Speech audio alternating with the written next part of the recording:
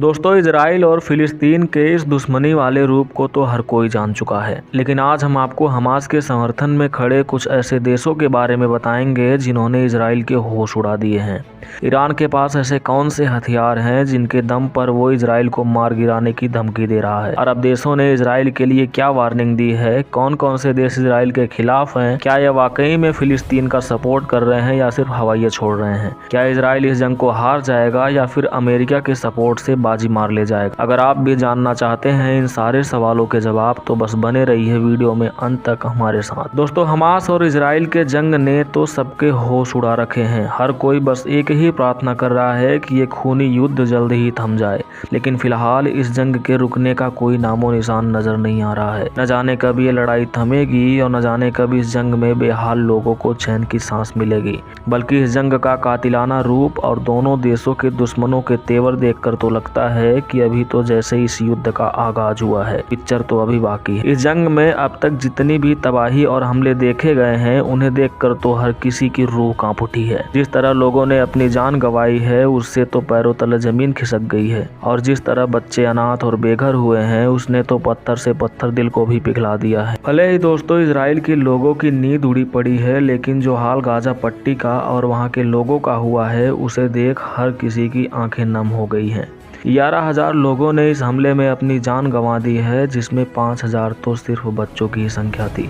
Israel के धमाकों से Gaza में एक भी कब्रिस्तान नहीं बचा है, बल्कि पूरी गाजा पट्टी ही कब्रिस्तान में तब्दील हो गई है। हर तरफ मिट्टी के ढेर, टूटी गिरती इमारतों ने गाजा पट्टी का नक्शा ही बदल के रख दिया है। इजराइल ने दावा किया है कि गाजा पट्टी पर रोजाना 300 से भी ज्यादा स्ट्राइक की जा रही हैं। यही वजह है कि गाजा में करीब 21,000 से भी अधिक लोग जख्मी हालत में। हॉस्पिटल में तो लोग मुर्दों की तरह लदे पड़े हैं। यहाँ के हालात बस से बदतर हो गए हैं। चीजों को कंट्रोल करना, लोगों के आंसुओं को पोंछना, ये सब बर्दाश्त करना मुश्किल होता जा रहा है। दोस्तों, पहले तो इजराइल ने सिर्फ हवाई हमले करके गाजा पट्टी और हमास को निशाना बनाया था, लेकिन अब ग्राउंड ऑपरेशन भी शुरू कर दिया गया है। अब इजराइल की सेना ने उत्तरी गाजा को अपना निशाना बनाया हुआ है और यहाँ पर ताबड़तोड़ जमीनी हमले करने में जुट गया है। सिर्फ उत्तरी गाजा ही नहीं बल्कि दक्षिणी गाजा में भी इस ऑपरेशन की तैयारी चल रही है। इसलिए उत्तरी गाजा और दक्षिणी गाजा दोनों एक दूसरे से अलग हो गए हैं और इन दोनों के बीच बनी दीवार का काम इजरायली सेना कर रही है। इजराइल के इस घातक रूप को देखकर पश्चिमी देश भी तिलमिला गए हैं और इजराइल को एक के बाद एक धमकियां मिल रही हैं कि अगर गाजा में हमले नहीं रोके गए तो इजराइल में भी कोई बचाने वाला नहीं होगा। लेकिन इजराइल के संग दोस्तों अमेरिका खड़ा है, इसलिए वो खुद को कमजोर नहीं बल्कि पावरफुल समझ रहा है। वहीं फिलिस्तीन के साथ भी चीन सपोर्ट खड़ा होता हुआ नजर आ रहा है।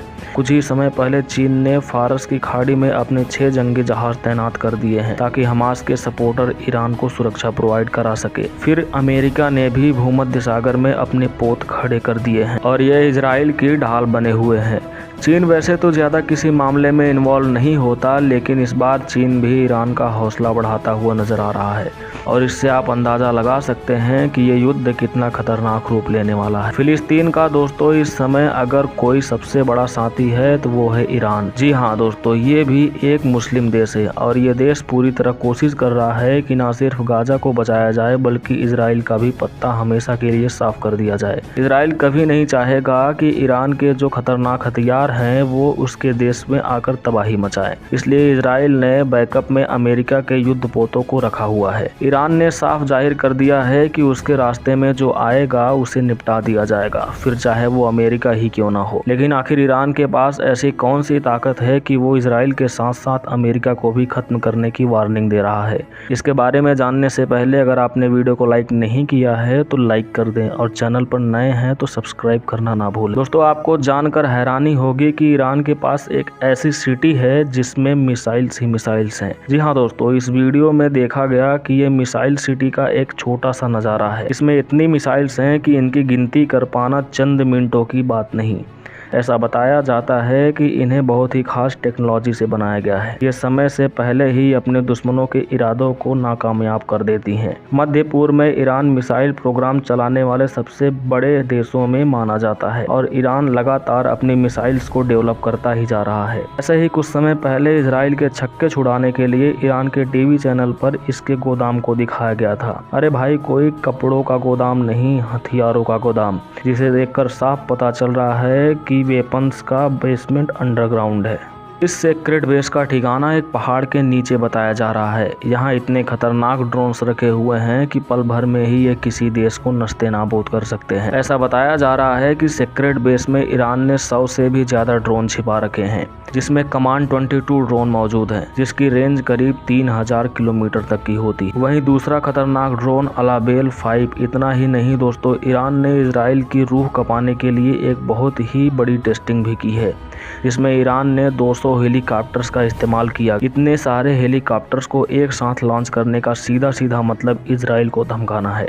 ईरान ने कमांडो हेलीकॉप्टर को भी दिखाया है, साथ ही कमांडो सेना को भी लड़ने के लिए तैयार कर लिया है। ईरान के जनरल कासिम सुलेमानी ने कहा है कि गाजा में ही उन लोगों की कब्रें बनेंगी जिन्होंने इजराइल के साथ हाथ मिलाया है। अमेरिका, ब्रिटेन, जर्मनी, फ्रांस और इजराइल सबको सजा मिलेगी। इन सब को देखते हुए इजराइल के प्रधानमंत्री बेंजामिन नेतन्याहू ने भी एक बड़ा ऐलान किया है। उन्होंने कहा है कि चाहे कितने भी देश गाजा के साथ मिल जाएं, लेकिन वो उसे बचा नहीं सकते। दो देशों का आपस में इस तरह लड़ना और बाकी देशों का उनको सपोर्ट करना ऐसा महसूस करा रहा है कि जल्द ही ये युद्ध 3rd वर्ल्ड वार में तब्दील ना हो जाए, और अगर ऐसा हुआ तो करोड़ों बेगुनाह लोग मारे जाएंगे। आप सबसे बस यही विनती है कि भगवान से यही प्रार्थना करें कि जल्द से जल्द ये युद्ध खत्म हो जाए और सबके घर में सुख शांति